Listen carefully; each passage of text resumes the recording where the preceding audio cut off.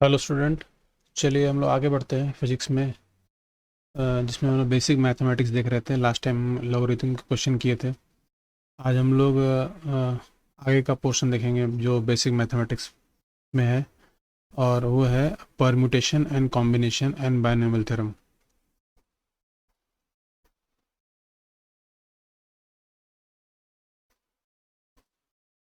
Permutation, combination and binomial theorem. Binomial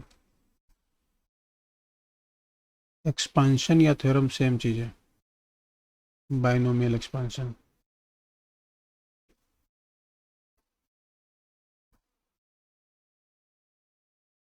binomial expansion, ठीक है। तो सबसे पहले हम लोग देखेंगे इसमें परम्यूटेशन क्या होता है। परम्यूटेशन, तो फर्स्ट इज परम्यूटेशन। परम्यूटेशन का सीधा मतलब है कि फॉर एग्जांपल लेके समझते हैं इसको। एक नंबर दिया हुआ है, मान लीजिए 1, 2 एंड 3, तीन नंबर्स दिए हुए हैं। इन तीन नंबर से आप डिफरेंट डिफरेंट कितने नंबर बना सकते हैं एग्जांपल के लिए। तो नंबर क्या क्या बन सकता है इसमें, 123 एक नंबर बन सकता है। एक नंबर हो सकता है 132, 213, 231, 321, 312। ये छः नंबर पॉसिबल है इन तीन नंबर से। वैसे अगर चार नंबर दिए होंगे 4, 5, 6, 7, तो इससे बहुत सारे नंबर पॉसिबल है। तो कितने डिफरेंट डिफरेंट नंबर्स बन सकते हैं, डिफरेंट डिफरेंट, और सब नंबर अलग अलग है।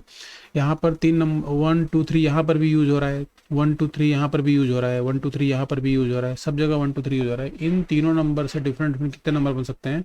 उन डिफरेंट नंबर की जो जो काउंटिंग है, 1, 2, 3, 4, 5, 6, ये काउंटिंग परमुटेशन से मिलेगा। तो परमुटेशन एक टूल है मैथमेटिक्स में, जिसके फार्मूले को यूज़ करके हम लोग डिफरेंट डिफरेंट तरीके निकाल सकते हैं। तो परम्यूटेशन एंड कॉम्बिनेशन दोनों ही नंबर ऑफ वेज निकालने के तरीके हैं। परम्यूटेशन से डिफरेंट डिफरेंट इस तरह के फॉर्म्स निकाल सकते हैं, कितने बनेंगे। ऐसे एग्जांपल के लिए परम्यूटेशन को हम लिखते कैसे हैं, एन पी आर, ऐसा डिनोट करते हैं हम लोग। एन टोटल नंबर है, मतलब तीन डिजिट है यहाँ पर, तो एन कितना हो जाएगा, 3 हो जाएगा। आर, इन तीन में से कितने नंबर को लेना है हमको, तो इन तीन में से हमने तीनों नंबर को लिया, हर जगह तीनों नंबर को लिया हुआ है। तो इसके लिए, इस क्वेश्चन के लिए जो फार्मूला बनेगा, number of ways equal to होगा 3p3।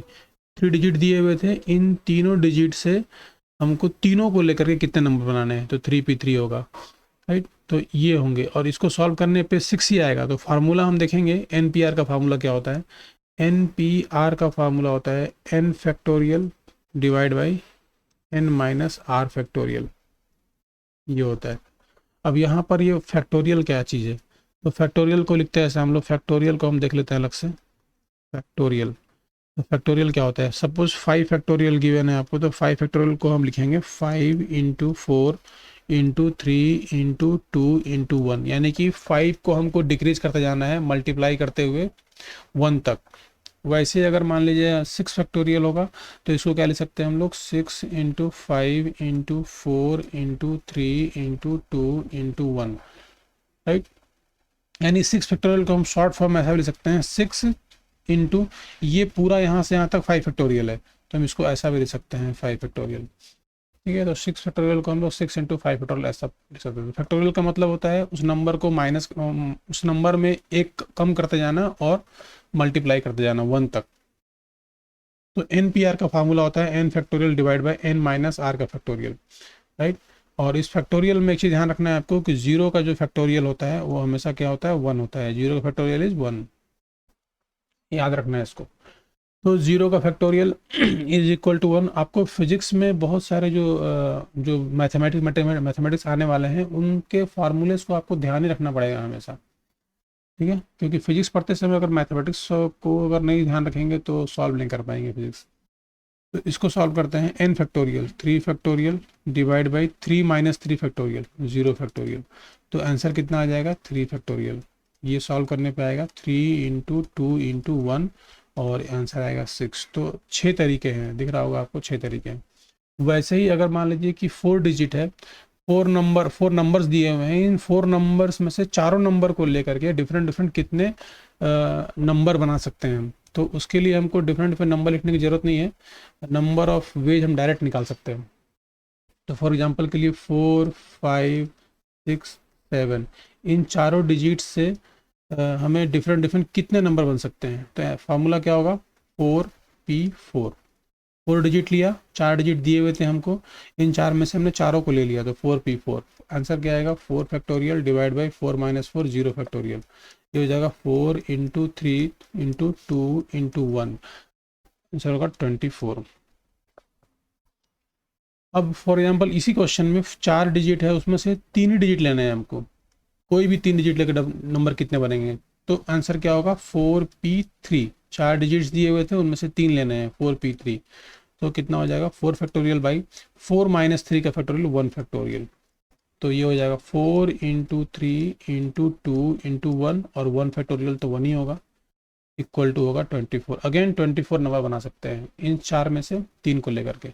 इसी 4 में से अगर 2 डिजिट को लेकर नंबर बनाना होगा तो कितना होगा, 4p2, यानी कि 4 factorial divide by 4 minus 2 2 factorial. Answer आएगा 4 इंटू 3 इंटू 2 फैक्टोरियल। हमने 2 को एक्सपांड नहीं किया, डायरेक्ट कैंसिल कर देंगे इसको, 12। यानी 2 डिजिट्स को लेकर के अगर नंबर बनाने होंगे हमको तो सिर्फ 12 नंबर ही बनेंगे 4 में से, ठीक है, 4 डिजिट्स में थे। तो ये हुआ आपका परम्यूटेशन। वैसे ही परम्यूटेशन में के अलावा एक और टर्म है, टूल है मैथमेटिक्स में, इसको बोलते हैं हम लोग कॉम्बिनेशन। तो कॉम्बिनेशन देखते हैं हम लोग।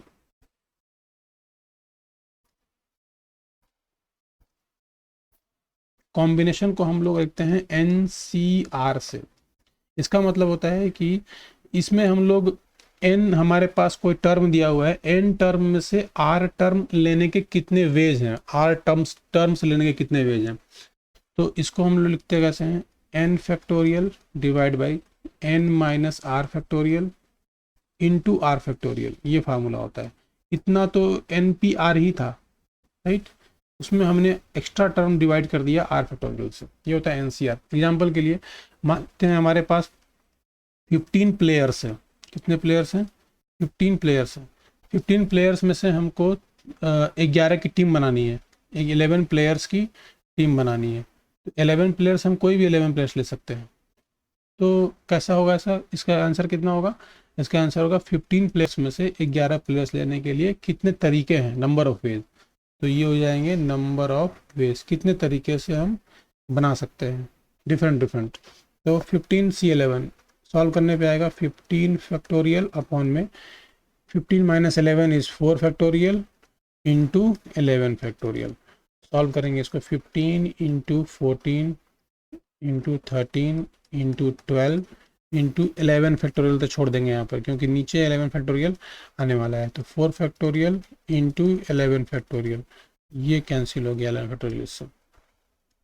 15 into 14 into 13 into 12 divide by 4 factorial को लिखेंगे 4 इंटू 3 इंटू 2 इंटू 1। सॉल्व करते हैं इसको, 4 3 जा 12, 3 से 3 कैंसिल हो गया, 2 7 जा, राइट। तो जो भी सॉल्व करने पे आएगा 15 7 जा 15 7 जा आई थिंक 105 इंटू 13, राइट। तो ये सॉल्व करने पे आएगा 1365, आई थिंक सही है ना, फिर हाँ बराबर है 1365, ठीक है। तो इतने नंबर ऑफ वेज से हम लोग सेलेक्ट कर सकते हैं।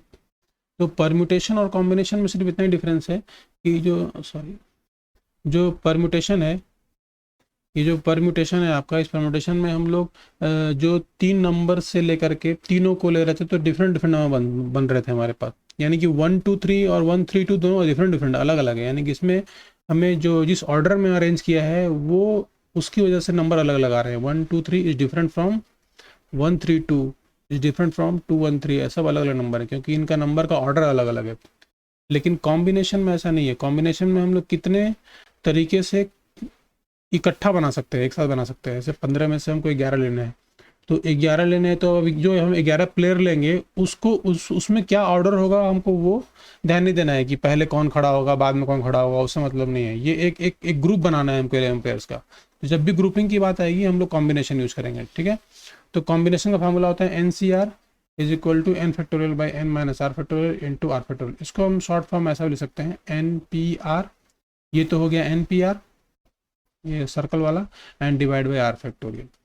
तो ये हो गया यार। तो परम्यूटेशन कॉम्बिनेशन के क्वेश्चन तो फिजिक्स में नहीं आएंगे, पर कॉम्बिनेशन हमको यूज होने वाला है बाइनोमियल एक्सपेंशन में। तो हम लोग देखते हैं बाइनोमियल एक्सपेंशन, ठीक है।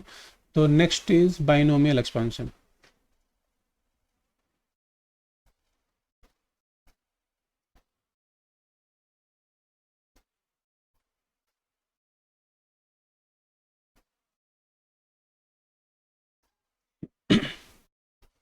बाइनोमियल एक्सपेंशन मतलब जैसे हमें a प्लस बी की पावर 3 करनी है, या फॉर एग्जांपल के लिए इसको 4 करनी है या 5 करनी है। अगर बड़े बड़े पावर्स करने हैं हमको, तो हम उसका कोई हमारे पास फार्मूला नहीं है डायरेक्ट। a प्लस बी का होल स्क्वायर का फार्मूला देखे थे, a प्लस बी का होल क्यूब का फार्मूला देखे थे, लेकिन पावर 4 5 6 7 100 करनी होगी तो हम बाइनोमियल एक्सपेंशन का यूज़ करेंगे। तो बाइनोमियल एक्सपेंशन के लिए जो फार्मूला दिया गया है वो है a plus B to the power n। n कोई भी नंबर हो सकता है, n कोई भी इंटीजर नंबर हो सकता है।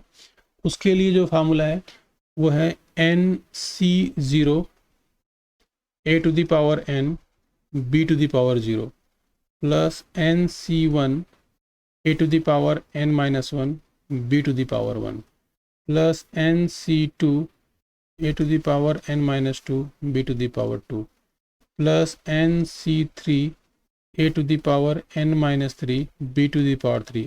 ऐसा बढ़ता जाएगा और लास्ट में आएगा N C N A to the power n minus n B to the power n, ठीक है। तो आपको ये फार्मूला ध्यान रखना है बस यहाँ पर। अब a to the power n B to the power n में यहाँ पर जो हमारा n आएगा वो n कोई भी इंटीजर हो सकता है। तो इंटीजर मेनली हम लोग पॉजिटिव इंटीजर ही लेते हैं, 2 3 4 5 हम कुछ भी ले सकते हैं यहाँ पर। जैसे हम एक सॉल्व करके देखते हैं, a प्लस बी का होल स्क्वायर का फार्मूला हमें पता है, लेकिन हम इसको इस फार्मूले सॉल्व करके देखते हैं। एन सी जीरो, तो n का वैल्यू कितना है 2 है, तो ये हो जाएगा 2c0 a की पावर 2 b की पावर 0 प्लस 2c1 a की पावर 2 माइनस 1 b की पावर 1 प्लस 2c2 a की पावर 2 माइनस 2 b की पावर 2। उसके बाद ये 2c3 आ जाएगा, राइट। तो जब भी ऐसा आ जाए 2c3, यानी कि ऊपर का नंबर कम हो जाए और नीचे का नंबर ज़्यादा हो जाए, तो वहाँ से टर्म को हम लेना बंद कर देंगे। क्योंकि कॉम्बिनेशन का मतलब ही होता है कि टोटल नंबर n से कितना नंबर हमको लेना है, राइट। टोटल नंबर हमेशा ज़्यादा ही होना चाहिए, n r हमेशा कम होना चाहिए या n के बराबर हो सकता है r का वैल्यू। तो जो r का वैल्यू है वो n या n से, r का वैल्यू n या n से कम हो सकता है, n के बराबर या n से कम हो सकता है। n का वैल्यू r से कम कभी पॉसिबल नहीं है, क्योंकि कॉम्बिनेशन का मतलब होता है नंबर, टोटल नंबर में से कितना नंबर का कॉम्बिनेशन बनाना है हमको, राइट। तो यहाँ पर 2 आ गया, और तो इसको यहाँ इसके बाद हम लोग छोड़ देंगे, पूरा कुछ नहीं लेंगे। अच्छा 2c0 सॉल्व करेंगे तो कितना आएगा वो सॉल्व करके देख लेते हैं। 2c0 equal to 2 factorial by 2 minus 0, 2 का फैक्टोरियल इंटू 0 फैक्टोरियल, तो एक 1 होता है और ये कैंसिल होकर 1 आ गया, तो ये आ गया 1 इंटू ए स्क्वायर, बी की पावर 0 होता है 1 प्लस 2c1 सॉल्व करेंगे। 2c1 equal to 2 factorial upon में 2 माइनस 1, 1 का फैक्टोरियल इंटू 1 का फैक्टोरियल, तो ये हो जाएगा 1, ये भी 1, और ये है 2 का फैक्टोरियल 2, 2 a की पावर 2 माइनस 1 a, b की power 1 b plus 2c2 solve करके देख लेते हैं। 2c2 equal to 2 factorial divide by 2 minus 2, 0 factorial into 2 factorial, तो ये सॉल्व करके कितना आएगा 1।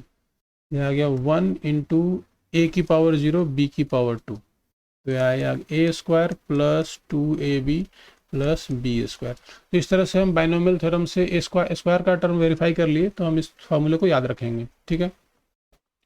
अब फिजिक्स में कहाँ काम आएगा वो देख लेते हैं। फिजिक्स में ये बाइनोमियल एक्सपेंशन काम आएगा। फॉर एग्जांपल के लिए ऐसा टर्म दिया हो 1 plus x to the power n, इस तरह का दिया हो, तो हम इसको एक्सपांड करते हैं। एक्सपांड जब करते हैं तो ऐसे इस तरह से आएगा NC0 1 की पावर n x की पावर n माइनस 0, फिर NC1 1 की पावर n माइनस 1 x की पावर x की पावर 1 की पावर 0 है, सॉरी, की पावर 0 x की पावर 1। ठीक है, इसको मैं फिर से लिख देता हूँ एक बार और। 1 प्लस एक्स की पावर n, फार्मूला NC0 1 की पावर n माइनस 0 x की पावर 0 प्लस, ये फार्मूला समझने के लिए मैं आपको एक बार दिखाया था हूँ। फार्मूला समझना कैसे है इसको।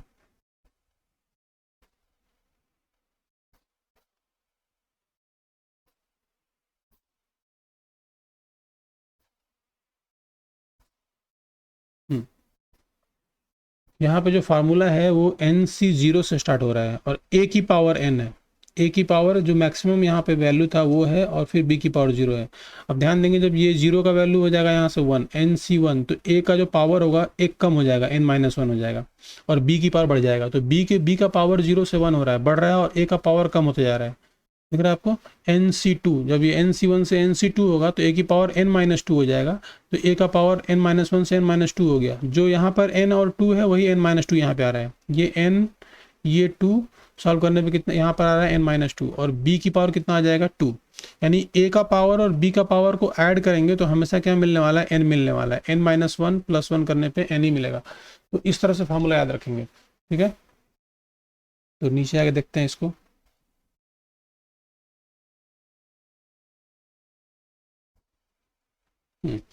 तो यहाँ पर भी a की पावर n-0 और b की पावर 0, एंड देन NC1 तो a है 1 की पावर n-1 जो यहाँ पर और यहाँ माइनस कर देते हैं, एंड देन b की पावर 1, राइट। और फिर NC2 a की पावर n-2 और x की पावर 2 एंड सो ऑन, इस तरह से। NC0 हमने सॉल्व किया था तो 1 आया था, है ना। जैसे NC0 सॉल्व कर लेते हैं, n का फैक्टोरियल डिवाइड बाई n-0 का फैक्टोरियल, मतलब n का फैक्टोरियल देन 0 का फैक्टोरियल। ये सब कैंसिल हो, कितना आएगा 1।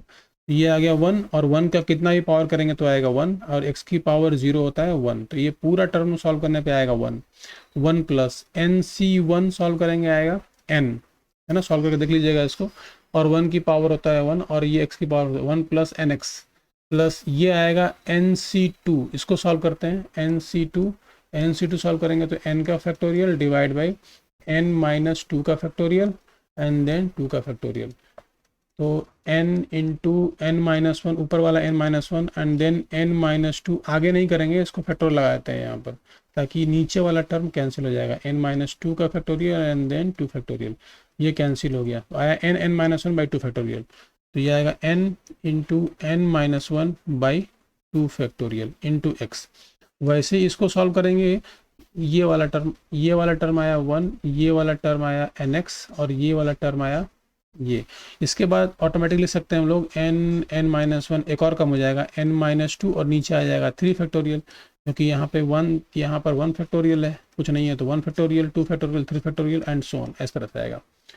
तो इक्वल टू आएगा 1 plus nx plus n-1 by 2x, यहाँ पर 1 प्लस nx स्क्वायर आएगा, यहाँ पर स्क्वायर प्लस यहाँ पे आ जाएगा x³ एंड सो ऑन, इस तरह से n-1 n-2 by 3 factorial into x³ and so on. तो फिजिक्स में हमको जो फार्मूला आएगा 1 plus x to the power n का, वो हम लोग अप्रॉक्सीमेटली लिखते हैं 1 प्लस nx तक, इतना ही लिखते हैं यहाँ फिजिक्स में। उसका रीजन क्या है कि अगर ये जो x है यहाँ पर, अगर x का value much more less than 1 हुआ, है ना, यानी x का जो वैल्यू है इस 1 से बहुत कम हुआ, तब ये अप्रॉक्सीमेटली इतना हो जाता है। तो फिजिक्स में हमको यही यूज़ करना है हमेशा, ठीक है, क्योंकि x का वैल्यू 1 से बहुत कम हुआ तो x स्क्वायर करने पे ये टर्म क्या हो जाएगा, बहुत छोटा हो जाएगा, बहुत टेंडिंग टू 0 हो जाएगा। मतलब इसको हम लोग इस टर्म को नेगलेक्ट कर सकते हैं, फिर इसको, ठीक है, इसको क्या करेंगे, इसके बाद सारे टर्म को हम क्या करेंगे, नेगलेक्ट कर देंगे फिजिक्स में। ठीक है, जब भी 1 + x की पावर n आएगा फिजिक्स में, तो वो 1 + nx के बराबर होगा। कब? जब x का वैल्यू 1 से बहुत छोटा हो तब। तो ये था हमारा permutation combination and binomial expansion. ठीक है, तो हमें ये ध्यान रखना है कि बाइनोमियल एक्सपांशन में 1 + x⁴n का वैल्यू जो होता है 1 + nx होता है। अगर n का वैल्यू निगेटिव हुआ तो कैसा होगा देख लेते हैं। मान लीजिए 1 + x⁴ n हुआ, तो इसका फिजिक्स में वैल्यू कितना होगा 1, और ये जो -n है वो मल्टीप्लाई हो जाएगा x से, तो 1 - nx हो जाएगा। ठीक है, ये भी कब एप्लीकेबल है? जब x का value much more less than 1 होगा तब। फॉर एग्जांपल के लिए अगर ऐसा दिया है 1 - x⁻−n, ये कब, इसका वैल्यू कितना होगा 1 + nx होगा। हमें ये -n मल्टीप्लाई कर देना है यहाँ पर, तो -n × -x + nx, ये भी कब होगा? जब x का value much more less than 1 होगा। यानी कि फिजिक्स में बस 2 ही टर्म तक, first term and second term तक ही एक्सपांड करेंगे, उसके बाद एक्सपांड नहीं करेंगे। तो आज हमने जो पढ़ा उसमें जो सबसे इम्पोर्टेंट था वो बाइनोमियल एक्सपांशन था। परम्यूटेशन एंड कॉम्बिनेशन का कोई भी क्वेश्चन फिजिक्स में नहीं आने वाला, लेकिन कॉम्बिनेशन का एक जगह पे, दो जगह पे यूज़ है, इसलिए कॉम्बिनेशन ध्यान रखेंगे। और जो हमारा बाइनोमियल एक्सपांशन है उसमें ये फार्मूला बहुत इंपॉर्टेंट है, फार्मूला ध्यान रखना है। और अगर फार्मूला याद नहीं रहता है तो भी कोई दिक्कत नहीं है, आपको 1 + x⁴n का एक्सपांशन पता होना चाहिए, 1 + nx, जिसमें n का वैल्यू 1 से बहुत छोटा होगा, तभी के लिए एप्लीकेबल है। तो आज के लेक्चर में बस इतना ही। Thank you.